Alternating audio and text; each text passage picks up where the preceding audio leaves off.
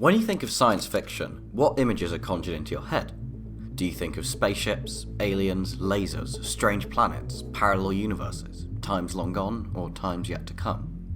Whatever you think, I bet what you don't think of is this. But why would you? The world of 19th century classical music and the make-believe technologies and foreign planets of science fiction seem diametrically opposed. And in most ways, they are. To a general film audience, classical music is representative of a cut-off, archaic, mostly European elite, whereas science fiction is the realm of the future, technology, and imagination.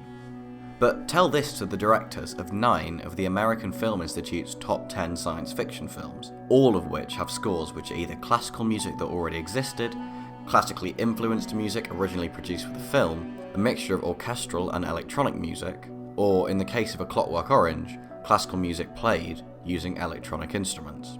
Blade Runner is the only one of these films that has a soundtrack that feels truly separate from the European classical tradition. And yes, you'll notice that I've only talked about science fiction films, not science fiction as a whole genre, and this video will be limited to talking mostly about science fiction films and a little bit of science fiction TV. Before we get any further into this video, only around 3% of you are actually subscribed, so chances are this is your first time on my channel. If so, welcome, and if you think that you might enjoy this video, then please do leave a like and subscribe to see more. Where better to start then than the #1 film on this American Film Institute list, and doubtless #1 on the lists of many a film aficionado worldwide, 2001: A Space Odyssey. It's noteworthy for its inclusion of pre-existing classical pieces instead of Alex North's originally composed score, the temp tracks that would normally be discarded instead remaining in place. There's 2 incredibly famous examples: the use of Also sprach Zarathustra in the opening, and the later use of the Blue Danube.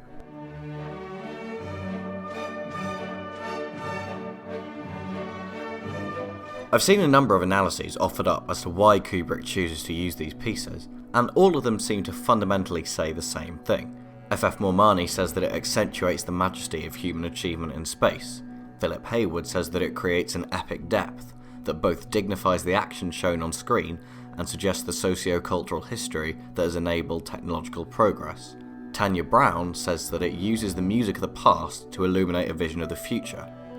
But fundamentally, what all these people are saying is that the majesty we associate with Western classical music is a majesty comparable to that of intergalactic travel, in a way that no other music is. So this brings us into perhaps a more important point of discussion: Western classical's perception amongst the general audience. And remember, big-budget Hollywood sci-fi films are made to cater to this general audience.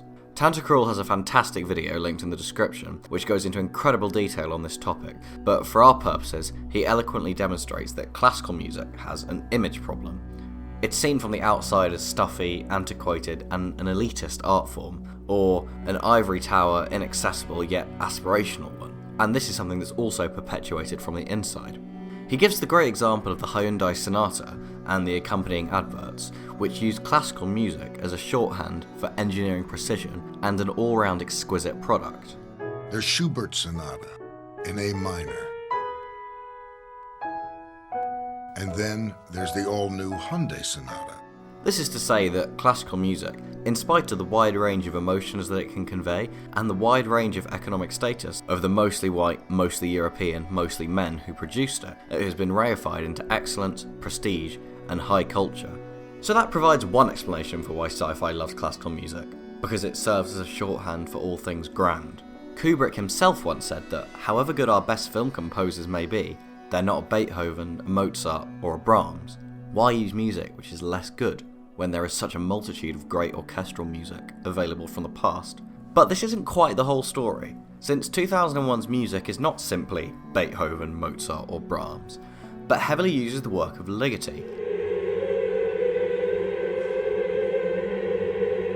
a composer who was very much still alive at the time that the film was released, and a composer that himself would outlive Kubrick by over 7 years. Ligeti's music is much more dissonant, obtuse, and does not fit the same criteria as the music that is used as a catch-all for grand. It should be noted that 2001 was, in the late 1960s when it was released, something of an anomaly regarding trends in mainstream sci-fi music. The countercultural movements of the late 1960s saw sci-fi merging with influences from psychedelia, jazz, progressive rock, and more.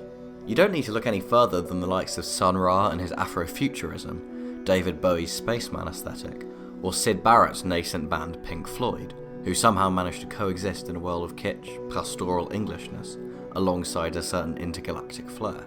Look at the famous countercultural club in London, the UFO Club, as an example of this, or even the name of the band UFO themselves. The 1960s was a time, and in no small part to the Apollo 11 moon landings in 1969, where spaceflight was a more ubiquitous theme than at any other time in history, and talking about sci-fi music in this time becomes difficult since it was so diverse. So, if 2001 was the exception, then what was the rule? Well, to understand how sci-fi music has evolved, we'll need to go back in time to when film itself was in its infancy. Off the Planet, a collection of essays on science fiction music edited by Philip Hayward, has proved extremely helpful in piecing together a comprehensive history of sci-fi music, and I would highly recommend taking a look at this book to anyone who wants to learn more about this. Hayward points to a survey by sci-fi writer Maxim Jakubowski, who shows that the exotic elements of sci-fi have, as he puts it, attracted a series of composers to write material that variously references or is imaginatively inspired by futurism and otherworldliness. The film Metropolis, released in 1927, is considered the pinnacle of pre-World War II big-budget sci-fi. The score to the film was done by a small orchestral ensemble, and it doesn't sound futuristic in the slightest, harking back to Wagner far more than it harks forward to the future that the film is about. Whatever else you think about the film, and even if you ignore the perverse Nazi obsession with the film, you cannot deny that its production is far ahead of its time for the year that it was released. But perhaps Metropolis, and other films of the 1920s, can be forgiven. For what other music should have accompanied the film? This is the 1920s. Should they instead have used jazz, blues, folk, ragtime or show tunes? That wouldn't really fit either, would it? So this explanation suffices for the 1920s, but as classical music began to experiment more and more, sci-fi scores, along with other film scores, stayed quite conservative. This seems stark against the developments in other areas of music, both fine and popular, if such distinctions must be made. Firstly, in classical music, Erik Satie used machinery such as a dynamo, Morse code machine, and typewriter in his performances, and Leon Theremin had just premiered his instrument at the forefront of the first wave of electronic musical instruments. In popular music, the 1940s saw the emergence of bebop from jazz, a more intricate and virtuosic form than had come before. Of course, this applies to film scoring in general, not just that of science fiction films, but sci-fi provides such a clear path to go down. Sci-fi is concerned with futurism, machinery, technology, and all things other. Surely the most technologically forward-looking music of the time, that of the emergent electronic music, provides an obvious route to go down. On the rare occasions where electronic instruments were utilised in sci-fi films, they were used in conjunction with traditional acoustic instruments, not taking up too much space. The Truman and Eisenhower years saw a definitive shift in sci-fi music, away from these more traditional orchestral scores in favour of a more experimental approach. The prominence of the theremin grew hugely in this time, something that Hayward notes has signified otherworldliness and/or threat in film. There's loads of examples of theremins in scores in this time. Look at films like The Day the Earth Stood Still and Destination Moon for a couple of examples. But one film stands out as the most pioneering sci-fi film score in this time, Forbidden Planet. 1956's MGM film, a 23rd century adaptation of Shakespeare's The Tempest, was the first film of any genre to have a fully electronic score. The composers were husband and wife duo Louis and Bibi Baron, hired on the spot by an MGM producer, and their approach, which was based on ideas outlined in Norbert Wiener's 1948 book on electronic cybernetics, was entirely new in film.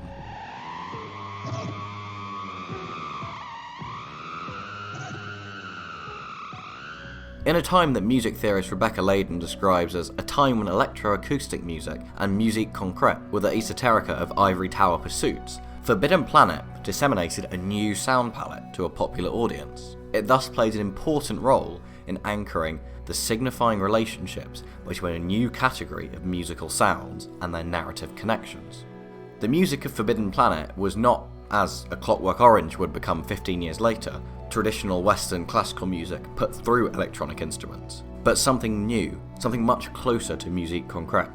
Musique concrète is a highly experimental form of music that was growing in popularity around the time of Forbidden Planet, and it centres around using recorded sounds as raw material. Listen to Stockhausen's Etude to hear it for yourself. Something I said earlier in the video, and I haven't fully justified it yet, was that sci-fi provides a clear path to go down. To explain why I believe this to be the case, we need to take a look into musical semiotics, an incredibly niche and complicated world, but hopefully one that proves useful to understanding sci-fi music more. Back in 1987, David Lidov published his kinesthetic theory of musical emotions in his article Mind and Body in Music. He describes various kinds of musical gesture, calling them all brief, expressive molar units of motor activity, be they of the limbs, the larynx, the torso, etc., and that the essence of a motor gesture is readily represented in music by a brief group of notes. This lays the groundwork for fundamentally linking the sound of music to the physicality of it, and this is where we come to Arne Cox and his theory, something he calls the mimetic hypothesis, which says that our musical understanding comes from unconscious imitation of observed action, that we understand sounds in comparison to sounds that we ourselves have made. For example, he says that the experiences of fear and joy involve more or less specific states of the skeletal motor system, including stereotypical and possible movements, and the music of fear and joy generate correlative states and exertions in listeners via mimetic motor imagery. So, from a semiotic perspective, music is understood through the physicality of the music, relating it to our own emotional experiences. However, what happens when we hear electronic music? Music that, in this sense, can be considered ostensibly unnatural, because it's not performed in these kind of ways. There's no chain of physical activity to lead one to the source of a sound. Dennis Smalley's spectromorphological referral process serves to explain this. He talks about something that he calls gestural surrogacy, explaining these more remote kind of sounds. Without the proper contextualization of a sound, he says, it can become cold, difficult, or even sterile. As a total side note, this may serve to explain, at least partially, why such a high number of solo electronic artists don't use their real name. So what does all this stuff about gestures and mimetic hypotheses and semiotics have to do with sci-fi music? Well, it serves to explain a culturally conditioned understanding of electronic music as something that is distinctly non-human, distinctly other, distinctly alien. Rebecca Layden points out in her essay that the earliest uses of electronic instruments in films were there to point out that people can be considered as an other, giving the example of a theremin being used in The Lost Weekend back in 1945 to signify what she calls the psychological torment of an alcoholic. Classical music, with its cultural history, cultural ubiquity in the West, and aforementioned associations, make it the polar opposite of electronic music on this spectrum of humanity. And therefore, if you're trying to make your sci-fi film as human as possible, then what better to go for than classical music, rather than the alien electronic music? Of course, this relies on the fact that you actually agree with these theories, which you very well may not, but it still serves as one potential explanation for the prevalence of classical music in sci-fi. Forbidden Planet came out in 1956, and electronic music continued to be present alongside many music types, for example in the original theme to Doctor Who, created by Delia Derbyshire at the BBC's groundbreaking radiophonic workshop. It was one of the first entirely electronic television themes. Predating commercial synthesizers, the piece was created by individually modifying bits of tape.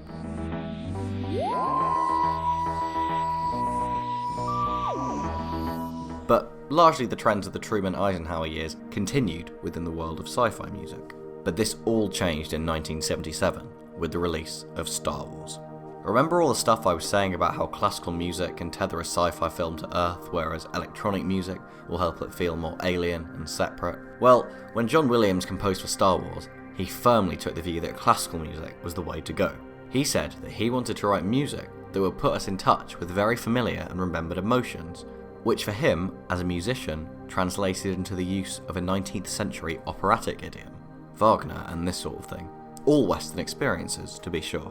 This makes total sense for what Williams wants to do, borrow from the culturally ubiquitous and acoustic classical music, which, alongside its scale, both in the length of the grander works and the physical side of the ensembles used to play its bigger pieces, as well as its cultural connections to something grand, elite and important, makes the music to Star Wars both dramatic and human.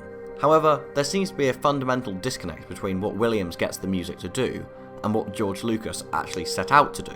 In the liner notes to the Star Wars soundtrack, George Lucas writes that he wanted to make a film so rooted in imagination that the grimness of everyday life would not follow the audience into the theatre. It strikes me as profoundly odd, therefore, that Williams wants to put us in touch with all Western experiences, while Lucas wanted to have the world not follow the audience into the theatre. I think another Lucas quote illuminates the reasoning behind these musical choices. He said that Star Wars was meant to be a simple hero's journey, a fantasy for young people, and then John Williams wrote the music, and he raised it to a level of art, popular art, that would stand the test of time. He says it there, classical music makes it art. Classical music is a level of art that other music simply isn't. This ties back nicely to our discussion earlier about classical music's popular image as an art form of an elite, and the elite that define our art. Plenty of people have said that Star Wars is categorised as a space opera, and this justifies the Wagnerian operatic idiom that John Williams talked of. But the term space opera actually doesn't derive from opera, it derives from soap operas, named so because of the soap adverts that aired in the breaks. Space operas are soap operas set in space. But this reveals something else. Star Wars is telling a human story, even if it's set a long time ago in a galaxy far away. All of those reasons we talked about why classical music seems more human, at least if you agree with that hypothesis, apply firmly here. Lucas called it a fantasy for young people, a simple hero's journey. This is why Star Wars uses classical music. The sci-fi elements serve more as an aesthetic for a classic hero's journey story than anything else. This isn't to criticise Star Wars music at all. There's plenty of writing on why the music in the film is so effective. I'm less interested here in if the music is good or not, and I'm certainly not going to rehash my GCSE music Star Wars notes. I'm just interested in exploring why the choices were made that led to the music being chosen. Beyond all of this, it's not like the music of Star Wars should be the music of outer space anyway. Ben Winters points out that sound can't travel in space at all, but it does in Star Wars, and perhaps a complete abandonment of sonic coherence is what's necessary for total immersion in the franchise, and that's fine. It's fiction. Why ever Star Wars used this music, it set the tone for the final and current era of sci-fi music. Why ever Star Wars used this music, it set the tone for sci-fi music, and a tone that has continued through to today. Jeremy Barham outlines the basic musical elements of recent sci-fi music, a mildly extended tonal language with median and modal shifts, ubiquitous Lydian fourths, quasi-militaristic overtones, neo-romantic sentimentality, plentiful orchestral stingers, rapid crescendi on isolated, now commodified, cluster-like pitch aggregates, sweeping horn melodies, pounding beats, multiple percussion, and tensioned upper string writing.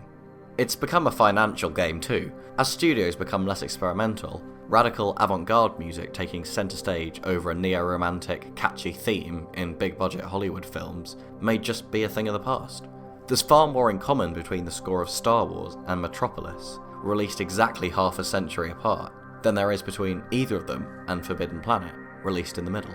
I don't think these developments are necessarily positive or negative, and again, this is no comment on the actual music itself or its use within any individual film. I'm just interested in looking here at why it was these choices that were made, and analysing the trend. The very same year that Star Wars was released, the human race sent some music out into space themselves, moving the idea of music beyond the stars, from the pages and frames of sci-fi, into the real world. The Voyager Golden Record was launched into space alongside the Voyager spacecraft in 1977, and contained several images and sounds to represent planet Earth, from greetings in a number of languages, to images of things like DNA structure, and a number of different pieces of music. This did include a number of Western classical, part of Bach's Brandenburg Concerto, part of the Magic Flute by Mozart, and the famous opening of Symphony No. 5 by Beethoven, but also included a huge amount of traditional music from all around the world, and even Johnny B. Goode by Chuck Berry. This isn't really to do with sci-fi, but I suppose it shows that the music we choose to represent the vitality and beauty of our planet spans all times and all regions. On the record there's gamelan, blues, mariachi, Indian classical music and more. There's a couple more examples I want to take a brief look at before I come to a conclusion on all this. Firstly, Blade Runner, released in 1982, completely bucked the trend of classical sci-fi scores. Referring back to our old friend the American Film Institute's list of the top 10 sci-fi films, this is the only one that isn't Western classical in some way. Michael Hannon and Melissa Carey, in their article, emphasise the lack of percussion throughout the whole score, giving the ambient music a kind of floating feeling, almost like the zero-gravity equivalent of music. They write that these kinds of floating, non-evolving musical textures fit well within the science fiction movie tradition, because they've been coded to evoke otherworldly landscapes, space travel, and futuristic technology. The other film I really quickly wanted to talk about was 1984, in which music is a vehicle for propaganda, where an official music department composes distinctly non-human music. The score for the film version of Orwell's book was done by Eurythmics, but this wasn't the original plan. Director Michael Redford fought to keep a classical score in the film, which had been composed by Dominic Maldoni, but it was overturned by Virgin Films, although one piece, Oceania, 'Tis for Thee, was kept in the final cut.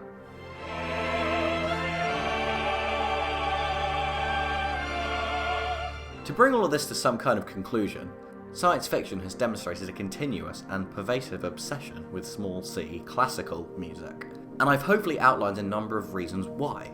Our reified associations of classical music as a grand music, an elite music, and a big music, caused by both things like the physical size of the ensembles, cultural ubiquity of the most famous pieces, and a complex web of elitism around classical music, make it something that intensifies the grandiosity of stories that are inherently futuristic, intergalactic, or otherwise centrally feature advanced technologies. Classical music, especially in contrast to the technological music of electronic music, is profoundly rooted in Western culture, human beings, and planet Earth. We can see the music being played, and even if we can't play a violin, we know the motion of somebody who does. We can see the ensemble, and the people needed to make it happen, something that is not so with electronic music.